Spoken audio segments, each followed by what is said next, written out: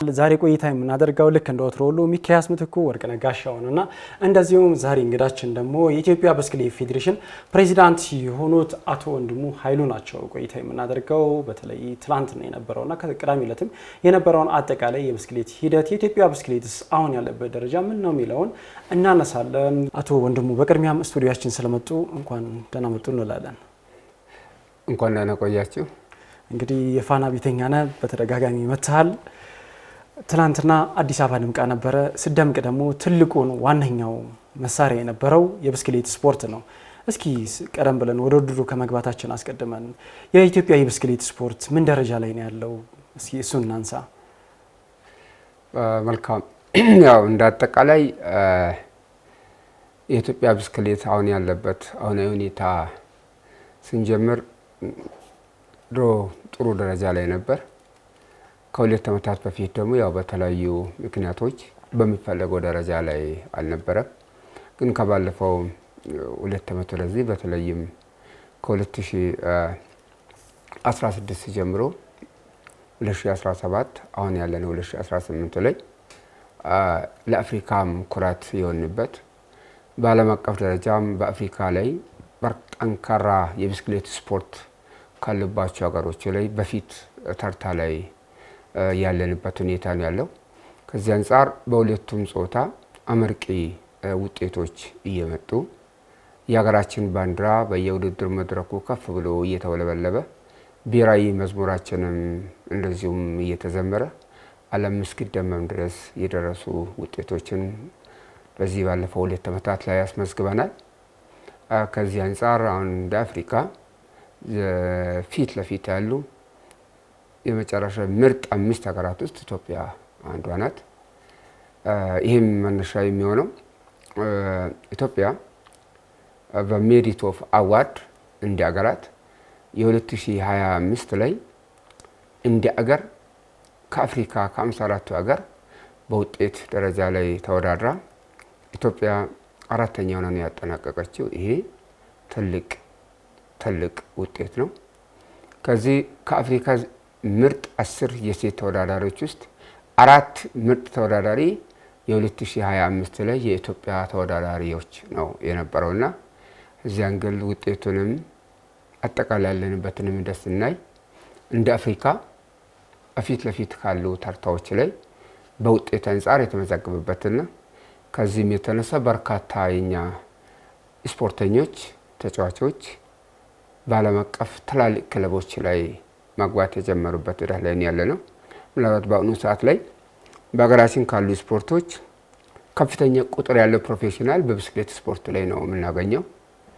አይንን ስንመለከት በሴቶች 3 ተጫዋቾች ጭን ያሉት በትላልቅ ክለቦች ላይ ያሉት ከነኚህ ገና በታዳጊ ሌቨል ላይ ያለችው ጽጌ በጀርመኑ በዩሲአይ ደረጃ ላይ በቁጥር 1 በሚባል ቱር ደ ፍራንስ በሚሳተፈው ክለብ ላይ ነው የምትጫወተው።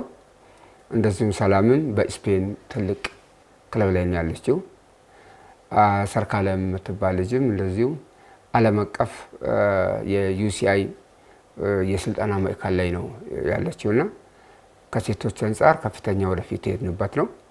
በወንዶችም ስንመጣ ከምን ጊዜም በላይ በውጤታችን በቻይና ለመጀመሪያ ጊዜ ፕሮፌሽናልኛ በቻይና ትልቅ ክለብ ላይ እየተጫወተ ይገኛል ለማኑኤል።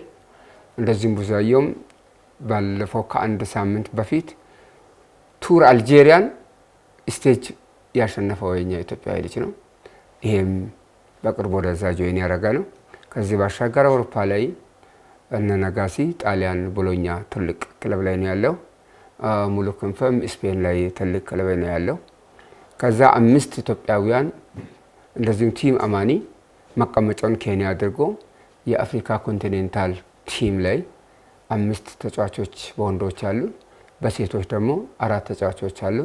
እነኚህም በቅርቡ ዳካር እና ቱርክ ላይ አድርገው ስቴጅ ያሸነፉ የኛ ተጫዋቾች ነው ያሉትና ስለዚህ አሁን ያለው የኢትዮጵያ ብስክሌት ሁኔታ በውጤታማነትም በጥራትም ወደፊት እየሄደ ያለበት ትልቅ ደረጃ ላይ ነው የምንገኘው።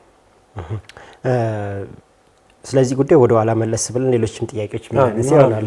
ግን ወደ ውድድሩ እንመለስና በትላንትናው ዕለት የተካሄደው ምስላችን ላይም እየተመለከትን ነበር። በጣም የአዲስ አበባ መልክ ያሳየ የአዲስ አበባን አዲሷን ገጽታ ያስመለከተ ትልቅ ውድድር ተካሂዷል። በኢትዮጵያ ደግሞ ለመጀመሪያ ጊዜ የተካሄደ የሲቲ ማውንቴን ባይክ ውድድር ተካሂዶ ነበር። በእርግጥ በጣም ትልቅ ውድድር ነው። ኢትዮጵያ ደግሞ ለመጀመሪያ ጊዜ የማስተናገድ እድሉን አግኝታለች። እንዴት የማስተናገድ እድሉን አገኘች? ኤክስፒሪየንሱ፣ ልምዱ፣ አጠቃላይ የነበረውን እስቲ ትንሽ ነገር ይበሉኝ። በጣም በርካታ ሀገራት ሽፋን ሲሰጡት ነበረ። በርካታ ሰው የተከታተለው ነው። የከተማውም ሰው ሳይቀር ደግሞ ትልቅ ፋን ነበሩት። ብዙ ተመልካች አይተናል እና ልምዱ፣ አጠቃላይ ያለውን ሁኔታ እስቲ ትንሽ ነገር ይበሉን። መልካም።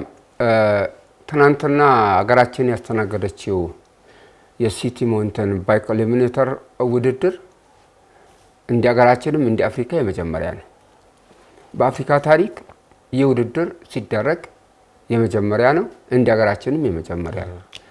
ስለዚህ የትናንትናው ውድድር አጠቃላይ አመጣጡን ስንጀምር ውድድሩ በአውሮፓ ላይ ነው የተለመደው፣ በኤዥያ ነው፣ ከዛ በአሜሪካ ነው። ከነኛ ሀገራት ወጥቶም አይታወቅም። ስለዚህ የኛ ውድድር በኢትዮጵያ ሲደረግ ኢትዮጵያ ይህን ውድድር ለማስተናገድ በቂ መሰረተ ልማት መኖሩን አጠቃላይ የጉምሩክ ስርዓቱ የውጭ ግንኙነታችን እህን ስፖርት ተቀብለን ለማስተናገድ ያለን አቅም በሚመለከት የዓለም አቀፍ ብስክሌት ማህበር ባለሙያ ሊኮ አስቀድሞ ከ4 ወር በፊት ነው የተገመገመው። ከዛ በኋላ ማስተናገድ እንደምንችል በቂ መሰረተ ልማት እንዳለን በቂ ቦታዎች እንዳሉ ተረጋግጦ በፈረንጆቹ ዲሴምበር 1 ወይም ዲሴምበር 1 2025 ላይ ነው ኦፊሻል ፕሬስ ሪሊዝ የተደረገው። ውድድሩም ያው ስትመለከቱ በዩሲአይ ካላንደር የተካሄደ ውድድር ነው። በዓለም አቀፍ ብስክሌት ማህበር በካላንደር ከሚካሄዱ ውድድሮች አንዱ ውድድር ነው የተካሄደው። ስለዚህ ወደኛ ሀገር እንዲመጣ በርካታ አካላት እዚህ ላይ ያሉ ያው ትልቁና ዋነኛው ውድድሩን ለማምጣት ባለቤቱ የኢትዮጵያ ብስክሌት ፌዴሬሽን ነው። የኢትዮጵያ ብስክሌት ፌዴሬሽን ይህንን ውድድር ለማምጣት በአፍሪካ ደረጃ ላይ ካለው ተቋም ወይም የአፍሪካ ብስክሌት ኮንፌዴሬሽን ጋር ሰፊ ውይይት አድርጎበታል። ከነኚህ ሙያተኞች በአካል ኦፊሻል ስብሰባ አድርገናል። ከዛ በዙም በቂ ስብሰባዎች ተደርጓሉ።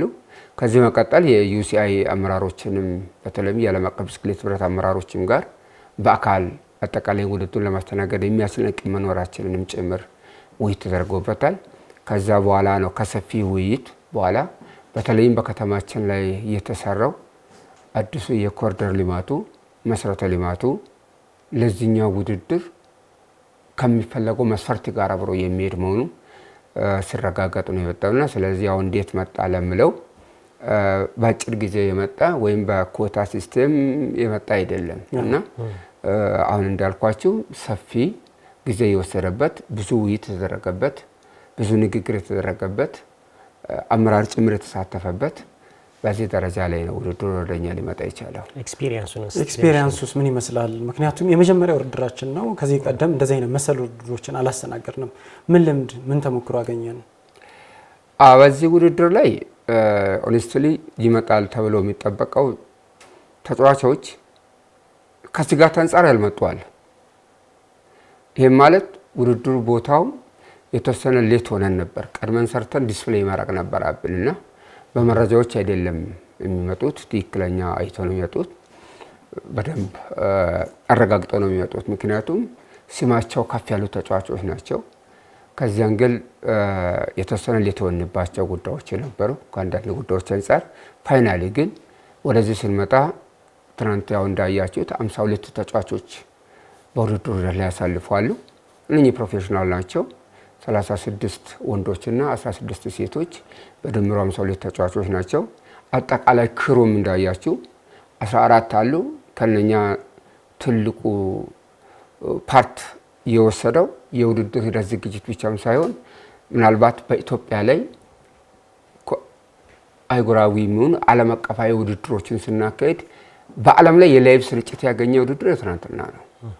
በዓለም ላይ ትናንትና ከ65 ሀገሮች በላይ ላይቭ ስርጭት ከቀኑ 10 ሰዓት እስከ 11 ሰዓት ቀጥታ ስርጭት ነው የነበረው።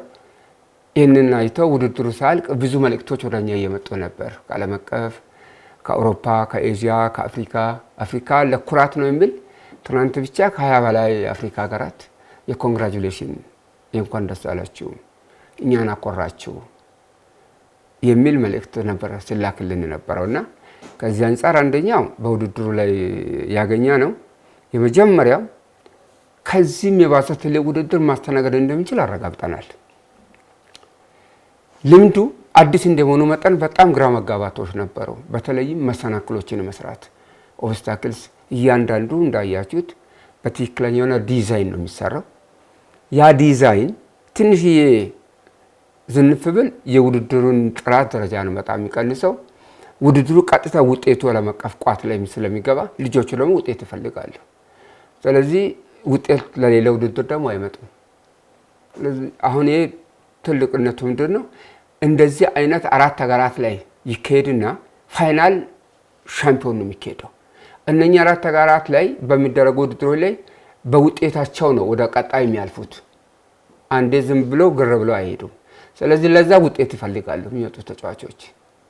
ቅድም እንዳልነው ትልቁ ስጋት የነበራቸውን ውጤት ማናመጣ ከሆነ ውጤታችን ወደ ቀጣይ ዙር የማርሻግር ይዛ ወድቀን ዲስኳሊፋይድ ብንሆን የሚመጣው ጉዳይ ለቀጣይ እንጀራቸው ላይ አደጋ ስለሚያመጣ የዛ አይነት ነበረውና ከዚህ አንፃር ያው ኤክስፒሪየንሱ ትልቁ ዋነኛው በነበረን የዙም ስብሰባዎቻችን ላይ ቴክኒካል አጠቃላይ ያለው ጉዳዮች ቀድሞ ነው ለኛ ቴክኒካል ዳታ ሽቶች የመጡት።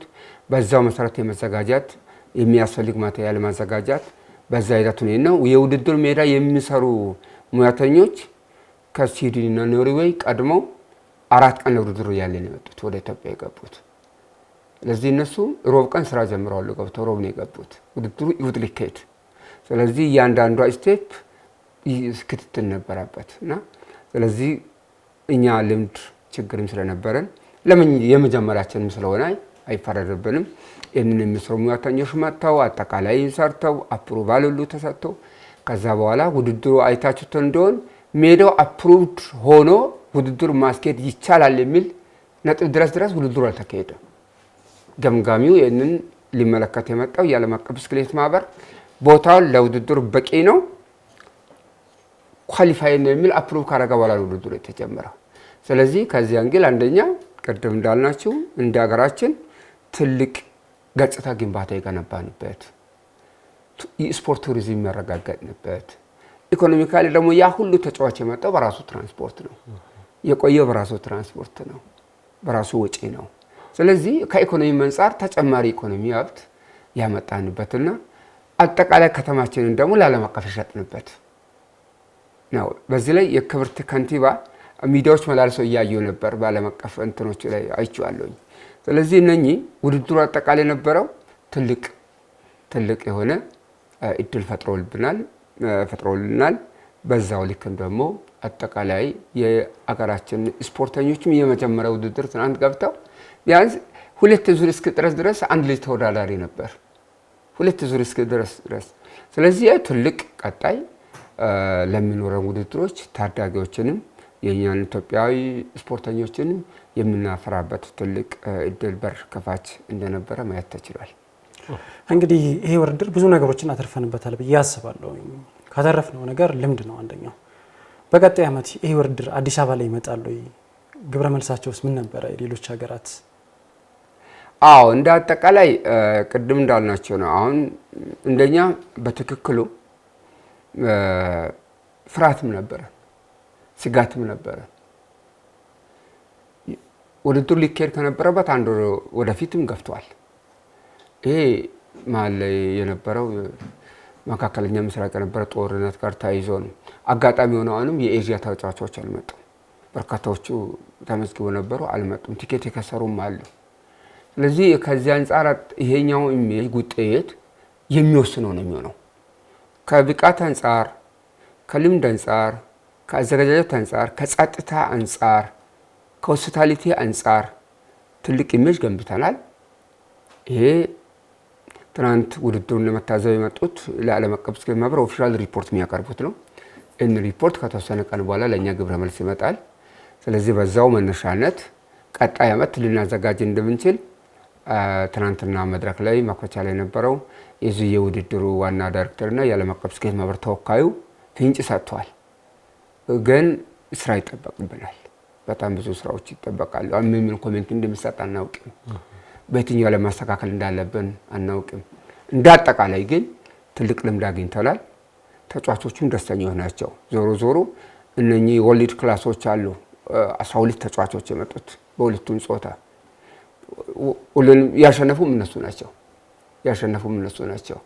ስለዚህ እነኚህ ተጫዋቾች ግብረ መልስም ነጥብ አለው። ምክንያቱም እነሱ የሚሰጡት ነጥብ ለውድድሩ ቦታ አለው። ሙሉ በሙሉ በእነሱ ይወሰናል ማለት አይደለም። ግን እንደ ግብአት ከሚሰበሰቡ ነጥቦች ውስጥ እነሱም ይገባል። እነሱ ደግሞ በተለያየ መንገድ ቼክ አድርገናል። በጣም ደስተኞች ናቸው። እንደዚህ አልጠበቅንም። በዚህ ወይ ትናንትና ኢትዮጵያ ላይ ለተሳትፎ ከመጡ 52 ተጫዋቾች ውስጥ ኢትዮጵያን የሚያውቀው አንድ ሰው ብቻ ነው። ከዛ ውጪ 51ዱ አፍሪካንም አያውቋት። አፍሪካ ይባል ነገር እንዴ ይሄ አፍሪካ ነው ያሉ ከኤርፖርት ተቀብለን ወደ እንደ አፍሪካ ላይ እንደዚህ አይነት አለ ወይ ነው። ስለዚህ ይሄ በጣም ትልቅ ኢሜጅ የገነባንበት ትልቅ ትርፍ ያገኘንበት ነው። ከዚህ አንግል ቀጣይ አመት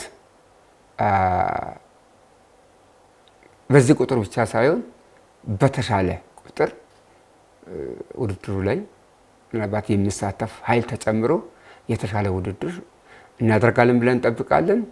ውጤቱንም በዛው ልክ እንድናዘጋጅ ፈቃድ ብናገኝም ይመስላል።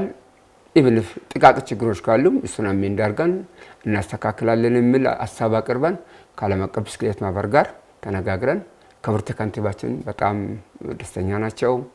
ለዚህም ሚኒስትር መስሪያ ቤቱም በጣም ደስተኛ ነው። የከተማ ህዝብ እንዳያችሁት በጣም ደስተኛ ነው። አፍሪካ ላይ ያሉ አገራት በጣም ደስተኞች ናቸው። ስለዚህ ከዚህ አንግል ውድድሩን ያው እኛ ብቻም ሳንሆን እንዳጠቃላይ አፍሪካም ጭምር አግዘው ይመጣሉ። ለዚህ ደግሞ ያው ኢትዮጵያ ደግሞ በአፍሪካ ስፖርት ብስክሌት ስፖርት ላይ ወሳኝ ሚና ከሚጫወቱባቸው 9 ስራ አስፈጻሚዎች ላይ አንዷም ስለሆነች ኢዚሊ ለማሸነፍም ኮሙኒኬት ለማድረግም ለማሳመንም ቅርበት ስላለ ውድድሩን እናመጣለን የሚል ከ90% እምነቱ ይኖረናል። የአዲስ አበባን ውድድሩን የማዘጋጀት አቅም ከተመለከትን በኋላ በቀጣይ ዓመትም በተሻለ ስኬት ለማከናወን እያጤነው ነው። እኛም በድጋሚ መመለስ እንፈልጋለን። ውድድሩ በጣም ደስ ይል ነበር። ለመጀመሪያ ጊዜ ሲቲ ማውንቴን ባይክ እኛ ላይ በጣም ደስተኛ ነን። ጥሩ ኤክስፒሪየንስ ነው። እስከ ኳርተር ፋይናል ሄደናል እኛ። ከዛ ከኛ ሌሎቹ እስከ ሴሚ ፋይናል ሄዱም አሉ። ከልምድ አንጻር ነው ሲመስለኝ እየተበለጥን ያለ ነው እና ብስክሌታቸውም ጥራት ያለው ብስክሌት አለ። ውድድሩ በጣም ደስ ይላል። እኔ በበኩሌ እስከ ኳርተር ፋይናል ድረስ ተወዳድሬ ያለው፣ ከዛ ግን መቀጠል አልቻልኩም። ምክንያቱም እንደምታዩት በጣም ፕሮፌሽናሎች፣ በጣም የሰለጠኑ ሳይክሊስቶች ነው እየተወዳደሩ ያሉት። ከነሱ ጋር ራሱ መሳተፌ ብቻ ለእኔ በጣም ትልቅ ነገር ነው። ይሄን ማዘጋጀቱ ኢትዮጵያ ከዚህ በኋላ ማድረጓ በጣም ተጓግተን እንጠብቀዋለን። ብዙ ኢንተርናሽናል ውድድሮች አሉ ከሲቲ ማውንቴን ባይክ ከዚህ በላይ ትላልቆች አሉ። እነሱ ላይ አገር ወክልን መወዳደር እንፈልጋለን። በበኩሌ ከዚህም በኋላ እንደዚህ በዓለም አቀፍ ውድድሮች ላይ እየተሳተፉ አገሬን ወክዬ መወዳደር በጣም እፈልጋለሁ እና ያው በጣም ደስ ይላል። እንደዚህ አይነት ነገር በማዘጋጀቱም በጣም ደስተኛ ነኝ። ተመልካቾቻችን የተመለስነው መልእክት ተከታትለን ከዛ ውጭ ደግሞ በተለይም የውድድሩ ተሳታፊዎች ያነሱትን ሀሳብ ነበር የተመለከትነው። ሚኩ ያልተነሱ በርከት ያሉ ሀሳቦች አሉ። ይህን ውድድር በተመለከተ የቀሩ ሀሳቦች አሉና እነሱን እያነሳን ቆይተን እውነት ነው። በነገራችን ላይ በጣም ሰፋ ያለ ጥሩ ማብራሪያ እየሰጡን ይገኛሉ። በተለይ ውድድሩን በተመለከተ ለኛ ምን አይነት ትርጉም እንዳለ በደንብ እየተናገሩ ይገኛሉ። እኔ ለማንሳት የፈለኩት አንደኛው ጥያቄ ከመንግስት ድጋፍ አንጻር ሰፊ ድጋፍ ተደርጓል። ይሄ ለቢስክሌት ስፖርቱ አጠቃላይ ለስፖርቱ ዘርፍ ኖት ኦንሊ ብስክሌት ብቻ ሳይሆን በሌሎችም ዘርፍ መንግስት ያላለሰለሰ በጣም ከፍተኛ ጥረትና ትኩረት እያደረገ ይገኛል። ለእናንተ ምንድነው ይሄ ትርጉሙ? ምን ማለት እንችላለን? ትላንትና የተደረገው በስኬት የተጠናቀቀው ውድድር ለኢትዮጵያ በአጠቃላይ ደግሞ ለአፍሪካ የብስክሌት ውድድር በቀጣይ ደግሞ አፍሪካ የብስክሌት ውድድር የማዘጋጀት አቅም እንዲኖራት የሚፈጥርለትን እድል ጋር በተያያዘ ይሄን ውድድር በአጠቃላይ በስኬት መጠናቀቁን በተመለከተ ምን ማለት እንችላለን? መልካም። ያው አፍሪካ ምናልባት ባለፈው ሀሳብ ለተነሳ መስከረም ወር ላይ የ2025 የአፍሪካ የመንገድ ዓለም አቀፍ ሻምፒዮና ወርልድ ሻምፒዮንሺፕ በታሪክ ለመጀመሪያ ጊዜ ሩዋንዳ ኪጋሊ ነው የተደረገው። በዚህ ላይ ከዓለም 132 ሀገሮች ተሳትፎ ነበር። ይሄ በጣም ትልቅ አፍሪካ ማዘጋጀት ትችላለች የሚል ነበር። ሁለተኛ ነው የተጨመረው። ስለዚህ እንደ አፍሪካ 2 ዓለም አቀፍ ብስክሌት ኩነቶችን አስተናግደናል። ወደ ሀገራችን ወደ ትናንትናው ስንመጣ ትልቁ የመንግስት ድጋፍ እዚህ ውስጥ መኖር ምናልባት በገንዘብ ብቻ በአይነት ብቻ የምንወስደው አይደለም። ከመሰረተ ልማት ግንባታ ነው የምንጀምረው። ብዙ ገንዘብ ቢኖር፣ ብዙ ሀብትም ቢኖር፣ ብዙ አቅም ቢኖር በቂ መሰረተ ልማት ከሌለ ውድድሩ ማካሄድ አይቻልም። ምክንያቱም ውድድሩ መጀመሪያ ለውድድሩ የሚበቃ በቂ መሰረተ ልማት ፋሲሊቲ አለው ነው።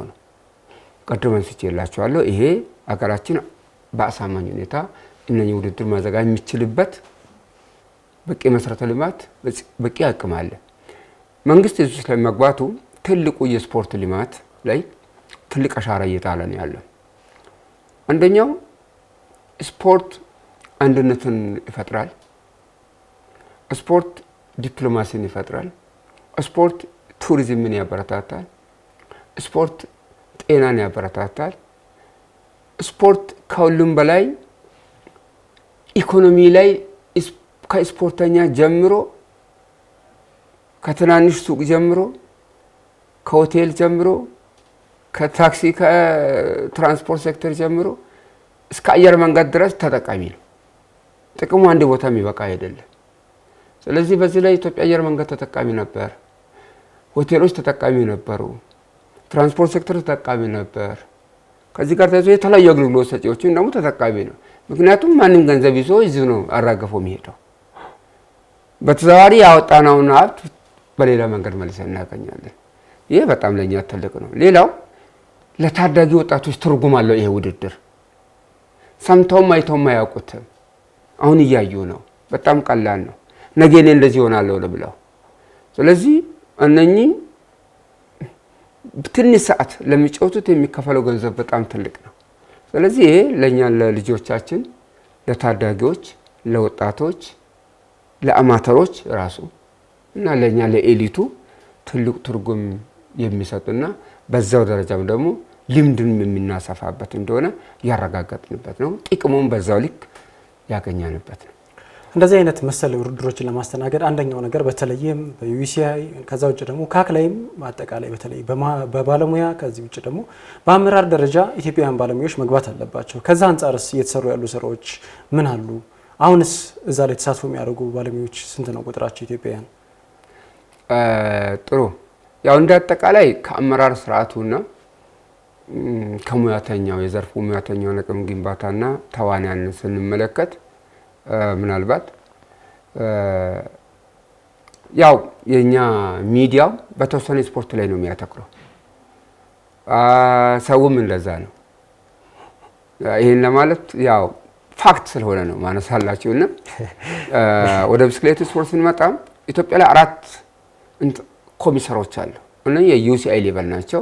የትኛው ውድድር መምራት የሚችሉት ከዚህ ውስጥ ቅድም የኢትዮጵያ ብስክሌት ስፖርት ከ2016 ወደዚህ 17 አሁን ያለንበት 18 የመጣንበት ውጤቱ ከአፍሪካ የቱ ጋር እንዳለን ከዓለም ምን ላይ እንዳለን ያየንበት ነው።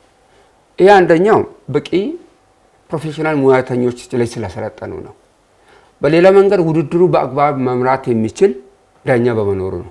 ስለዚህ የኛ የኢትዮጵያ ኮሚሰሮች የውድድር ዳኞች የአፍሪካን ጨዋታ እየመሩ ነው። 2024 ውድድር መርተውታል። 2025 ውድድር መርተውታል። 2023 ጋና የኦል አፍሪካን ጌም ጭምር መርተውታል። የኛ ተጫዋቾች በዚህ ልክ ኦልሞስት በአፍሪካ ላይ አሉ ከሚባሉ ፊት ጠንካራ ተፎካካሪ ዳኞች ውስጥ የኛ ኮሚሰሮች ይገኙበታል። እንደዚሁም መካኒኮቻችንም በዛው ልክ ትልቅ አቅም ያላቸው መካኒኮች ተፈጥረዋል። ይሄ ማለት እኛ ጋር ለምንሰጠው አይደለም። በዓለም አቀፍ የብስክሌት ስልጠና አካዳሚ ላይ ገብተው 3 ወር ሰልጥነው ነው ሰርቲፋይድ የሚሆኑት እንጂ ማንም መካኒክ ሊሆን አይችልም። በዚህ ሁኔታ የኛ መካኒኮች ኦልሞስት 3 ፕሮፌሽናል መካኒኮች አሉ። እነኚህ መካኒኮች መኖር እነኚህ ውጤት መኖር ዓለም አቀፍ ብስክሌት ማህበር ድጋፎች ተጀምሯል። በኢትዮጵያ ታሪክ በየትኛውም ሁኔታ ብስክሌት ድጋፍ ተደርጋ አትታወቅ። አምና 8 ብስክሌት ያው ያያችሁት በጣም ከ800,000 በላይ በእኛ ሀገር የሚሸጡ ሳይክሎችን ድጋፍ አግኝተናል። አብዛኛው በድጋፍ መልክ በተወሰነ ደረጃ አካዳሚ ላይ እየሰለጠኑ ያሉት በኢትዮጵያ ብስክሌት ፌዴሬሽን ከዓለም አቀፉ በመጡ ብስክሌቶች ናቸው። አሁንም ተመሳሳይ ድጋፍ አለን። ባለፈው ያስመዘገብናቸው ውጤቶች በዚህ በሶሊዳሪቲ ፕሮግራም ኢትዮጵያ የዚህ ተጠቃሚ ናት። ለምን? ውጤት ቤዝ ስለሆነ ነው።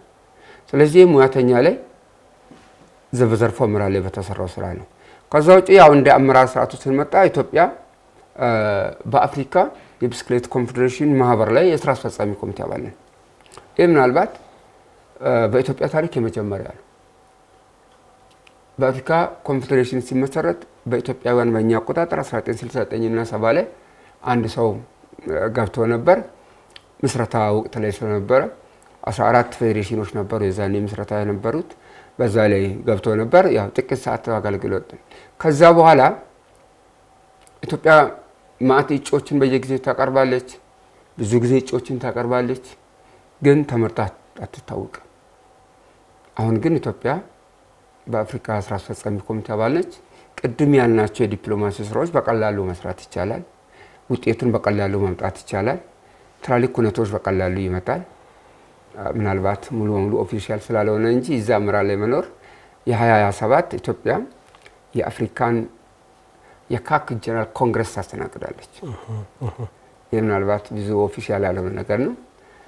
በዚህ ላይ በትንሹም ከ300 እስከ 450 የዘርፉ አመራሮች ኢትዮጵያ ላይ መጥተው ጉባኤውን ያደርጋሉ ማለት ነው። ስለዚህ እነኚህ ተጽዕኖ ከመፍጠር የመጣ ነው። ስለዚህ ተጽዕኖ ፈጣሪነት ላይም በአመራር በኢትዮጵያ ብቻ ሳይሆን በአፍሪካ ደረጃ ላይ ገብታለች። ስለዚህ በጣም ትልቅ እድል ነው። ይህንን ታሳቢ በማድረግ ሌላው በአፍሪካ የመጀመሪያ የሆነው የሴቶች ኮንቲኔንታል ቲም ኦልሞስት ተቋቁሟል። መቀመጫውን ኢትዮጵያ ነው ያደረገው። 10 ልጅ ነው የሚይዘው፣ 6ቱ ኢትዮጵያውያን ናቸው። ይሄ በውጤት ነው፣ በዲፕሎማሲ ነው። ስለዚህ እነኚህ አውሮፓ የትኛውም እስከ ቱር ደ ፍራንስ በውጤታቸው መሳተፍ የሚችሉ ናቸው። በዚህ ጥሩ የአመራር ስርዓታችን ላይ የባለሙያ አቅም ወደፊት እንዲወጣ የአመራር አቅም ወደፊት እንዲወጣ በዛ ደረጃ ላይ እየተሰራ ያለበት ሂደት ነው ያለው። መልካም። የመጨረሻው ጥያቄ እናድርግ ከሰዓታችን አንጻር። በፊት በተለይ ትልልቅ ክለቦች ነበሩ። ክለቦችን በተለይ ከማበረታታት አንጻር ድጋፍ ከማድረግ አንጻር ወጣቶችን በዚህ ስፖርት ይበልጥ ተጠቃሚ ከማድረግ አንጻር ምን እየተሰራ ነው? ፕላስ ደግሞ የትላንትናውን ውድድር አያይዘው በአጠቃላይ መጨረሻ ላይ ሊሉት የሚችሉትን ሀሳብ ይነግሩት። መልካም። መጀመሪያ ያው አጠቃላይ አሁን ክለቦች አገር ውስጥ ላይ ምን ደረጃ ስታቲስቶች አሉ የሚል ነገር ላይ ስንመለከት በጣም እየጨመሩ ነው። በጣም እንዳልኳቸው ነው። ከ2-3 ዓመት በፊት ኦልሞስት ክለቦች አለን የምንልበት ደረጃ ላይ አልነበርንም። አሁን ትግራይ ያሉ ተጫዋቾች በጣም ፊት ናቸው። በቃ 8 ክለቦች አሉ። በጣም ጠንካራ ነው። ድሬዳዋ ላይ 4 ክለቦች አሉ። ኤርሊ ነው እነኚህ የመጡት። በጣም ወደፊት እየመጡ ያሉ ናቸው። ኦሮሚያ ላይ ሸገር ድሮ ክለብ የሚባል ነገር ምንም የለም። በጥሩ ሁኔታ ላይ ነው ያለው። ሲዳማ ክልል ላይ፣ ማዕከላዊ ኢትዮጵያ ክልል ላይ እንደዚሁ ርዕሰ መዲናችን አዲስ አበባ ላይ ያሉ ክለቦች ጠንክሮ ወደፊት እየመጡ ነው። ለዚህ ትልቁ እድል ቅድም ያላነሷችሁ ኢትዮጵያ ትላልቅ ቱሮች ከአፍሪካ እያመጣች ነው። ቅድም እንዳልናቸው ነው ተሳትፎ። ስለዚህ በቅርቡ ቱር ካሜሩን ኢትዮጵያ ተሳተፋለች። እንደ አጠቃላይ ስንመጣ የኢትዮጵያ አቅም ወደፊት መሄድ ሁሉም ሀገራት ኢትዮጵያ ተጫዋች እንዲሳተፍ አሁን ከአዘርባይጃን ተጋብዘናል ለዚያው ንክስ ጁን ላይ። ስለዚህ እየወጣን ነው ከኮንቲኔንቱም ውጭ። ስለዚህ ቱር ሩዋንዳ ኢትዮጵያ ቋሚ ናት። 3 ሀገር ብቻ ነው ከአፍሪካ የሚሳተፈው ቱር ሩዋንዳን፣ ኤርትሪያ፣ ኢትዮጵያ፣ ሳውዝ አፍሪካ። ሌሎች ይችላሉ፣ ግን ተወዳዳሪዎቹ የዓለም አቀፍ ስለሆኑ በሰዓት 80 ኪሎ ሜትር 70 ኪሎ ሜትር ስለሚመሩ አንድ ቀን ላይ ነው ዲስኳሊፋይድ የሚሆኑት። ስለዚህ ያን ተቋቁሞ የኛ ኢትዮጵያ ተጫዋቾች እየሄዱ ነው። በዚህ ሁኔታ የተሻለ ነገር አለ፣ ጥሩም እየተሰራ ነው የሚል ነው። መጨረሻ ላይ ትናንት በተጠናቀቀው ውድድር ላይ በተለይም ክብርት ከንቲባ አዳነች አቤቤን ኢትዮጵያ ብስክሌት ፌዴሬሽን እኔም በራሴ በጣም የላቀ ምስጋና እናቀርባለን። ምንድነው አንደኛው ምስጋና የምናቀርብላቸው በቂ ለዚህ የሚሆኑ መሰረተ ልማት ሰርተዋል። ሁለተኛ ውድድሩን ሙሉ በሙሉ የተሸከሙት እነሱ ናቸው። የጸጥታ ችግር አልተፈጠረም። አንድም ለተመልካች ከፍቶ ነው የነበረው ውድድሩ። በየሆቴሉ የነበረው የቁጥጥርና የክትትል ስርዓት ጸጥታ አካሉ በጣም ጥሩ ነው የነበረው። ስለዚህ እነኚህ ናቸው ቀጣይም እንዲዘጋጅ የከተማ አስተዳደሩ የሰራው ስራ ነው ትልቁን ድርሻ ያሰደው። ለዚህ ክብርት ከንቲባን በእኛ በኩል እናመሰግናለን። በአጠቃላይ ተዋናያን የነበረው ሚዲያ ሙያተኞች ለሁሉም የየራሱ ነው ተጽዕኖ አለው። ይሄ ውድድር እንዲደገምም ጥሩ ውጤት እንዲመጣም ትልቅ አስተዋጽኦ ስለነበረው ለሁሉም የላቀ ምስጋናን ለማቅረብ እንወዳለን። አቶ ወንድሙ ኃይሌ የኢትዮጵያ ብስክሌት ፌዴሬሽን ፕሬዚዳንት ስለነበረን አጠቃላይ ቆይታ በተለይም ውድድሩን አስመልክቶ በርከት ያሉ ሀሳቦችን አንስተውልናል። በቀጣይ ሌሎች ሀሳቦች ሲኖሩ ደግሞ እዚሁ ስቱዲዮ መጥተው ሀሳቦችን ያካፍላሉ። ለአሁን ለነበረን ጊዜ ግን እጅግ አድርገን እናመሰግናለን።